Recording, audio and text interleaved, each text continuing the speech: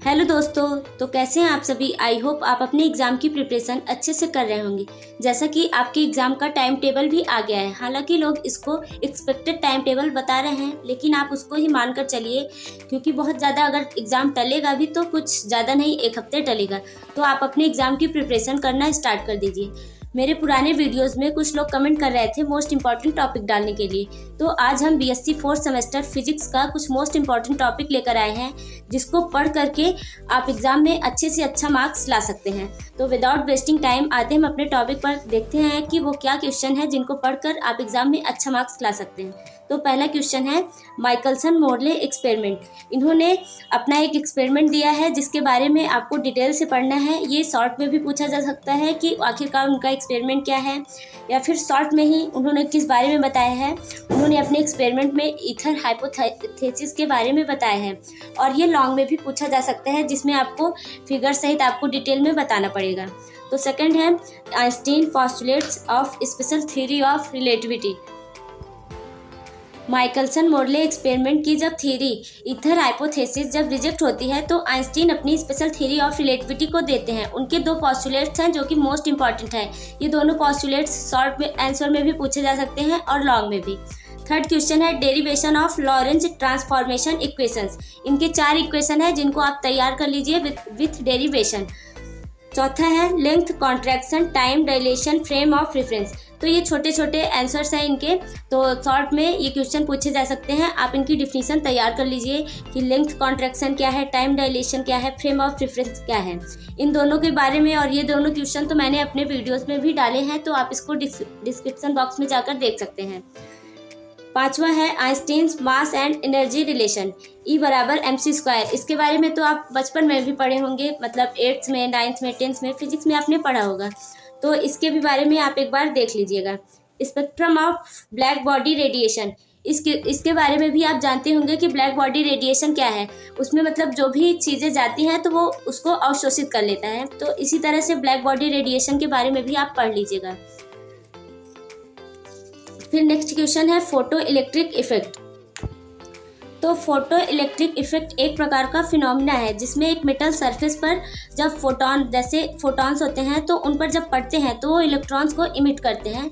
तो इस फिनोमिना को ही फोटो इलेक्ट्रिक इफेक्ट बोलते हैं। तो इसके बारे में भी आप देख लीजिएगा। ये क्वेश्चन भी शॉर्ट में, लॉन्ग में, दोनों में पूछा जा सकता है। फिर नेक्स्ट है Compton effect and their explanations based on Max Planck's quantum hypothesis. ये क्वेश्चन मोस्ट इंपॉर्टेंट है, इसको आप जरूर से जरूर देख लीजिएगा, क्योंकि ये हर बार पेपर में पूछा गया है। आप चाहे तो प्रीवियस ईयर पेपर उठाकर देख सकते हैं। फिर नेक्स्ट है group velocity, phase velocity and relation between group and phase velocity. ये भी मोस्ट इंपॉर्टेंट है। इसमें आप जैसे पूछ सकता है कि ग्रुप वेलोसिटी क्या है या फेज वेलोसिटी क्या है। शॉर्ट में भी पूछ सकता है, लॉन्ग में भी पूछ सकता है। तो आप इसको बिल्कुल भी निगलेक्ट मत करिएगा। आपके पास सीरीज़ है तो सीरीज़ से पढ़ लीजिए, बुक है बुक से पढ़ लीजिए, या फिर जिस टीचर का लेक्चर अच्छा लगता हो फ़ोन से पढ़ लीजिए, क्योंकि आज के टाइम में तो फ़ोन सबके पास है, तो आप फ़ोन से भी इसको देख सकते हैं। हालांकि मैं प्रयास करूंगी कि मैक्सिमम क्वेश्चन मैं आपको प्रोवाइड करवा सकूं अपने चैनल पर। नेक्स्ट है Louis de Broglie's hypothesis of matter waves. तो डी ब्रोगली हाइपोथेसिस के बारे में भी आपने पढ़ा होगा, क्योंकि उन्होंने बताया है लाइट जो है वो वेव के फॉर्म में भी होती है और पार्टिकल के फॉर्म में भी होती हैं। तो इस तरह से उन्होंने अपना एक फार्मूला दिया है जो कि है λ = h/p। तो इस तरह से आप उनके फार्मूले का जो डेरिवेशन है और इनकी जो थ्योरी है, दोनों को आप देख लीजिएगा, क्योंकि ये भी एग्जाम में पूछा जा सकता है। नेक्स्ट है नॉर्मलाइजेशन ऑफ वेव फंक्शन। ये इसका भी छोटा डिफिनीशन है, तो आप इसके बारे में देख लीजिएगा। फिर नेक्स्ट पार्ट में आप जाइए। अभी तक तो हम मॉडर्न फिजिक्स के क्वेश्चंस देख रहे थे, अब नेक्स्ट देखेंगे इलेक्ट्रॉनिक्स के। तो इसमें है ट्रांजिस्टर, एम्पलीफायर्स, ऑसिलेटर्स। तो इन सब के बारे में आप डिटेल से पढ़ लीजिएगा। उसमें आप कुछ भी पूछ सकता है इनकी बाइसिंग के बारे में, ट्रांजिस्टर में कितने पार्ट होते हैं, कैसे कनेक्ट होते हैं, इनके टाइप्स क्या हैं, इन सब के बारे में पूछा जा सकता है। तो इन तीनों के बारे में आप देख लीजिएगा। फिर नेक्स्ट है बाइसिंग, जैसे वोल्टेज डिवाइडर, बायस, ETC। तो इन सब के बारे में भी बाइसिंग में आप देख लीजिएगा। नेक्स्ट है classification of amplifiers based on mode of operation, class A, B, AB, CD। तो in class A, class B, class AB, CD, इन सब की जो छोटी छोटी डिफिनीशन है आप उनको तैयार कर लीजिए, क्योंकि ये शॉर्ट क्वेश्चन में पूछा जा सकता है।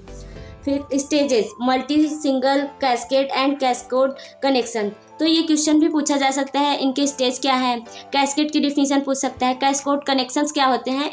इस तरीके से शॉर्ट आंसर पूछा जा सकता है, ताकि आपका एक भी क्वेश्चन, कम से कम एक आध क्वेश्चन छूटे ना, ताकि सारा ना छूटे तो आप कुछ तो कर पाएँ।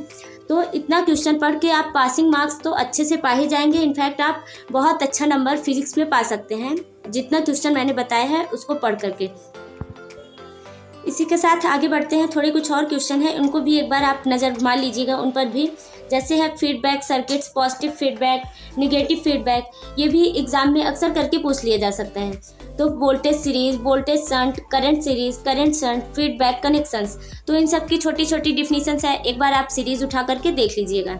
Wine bridge oscillator, fibre optics. Fibre optics most important topic है, ये शॉर्ट में और लॉन्ग में ज़रूर पूछा जा सकता है, तो आप इसको बिल्कुल भी निगलेक्ट मत करिएगा। Discussion of fibre losses and applications of optical fibres, तो ये क्वेश्चन भी आप तैयार कर लीजिए।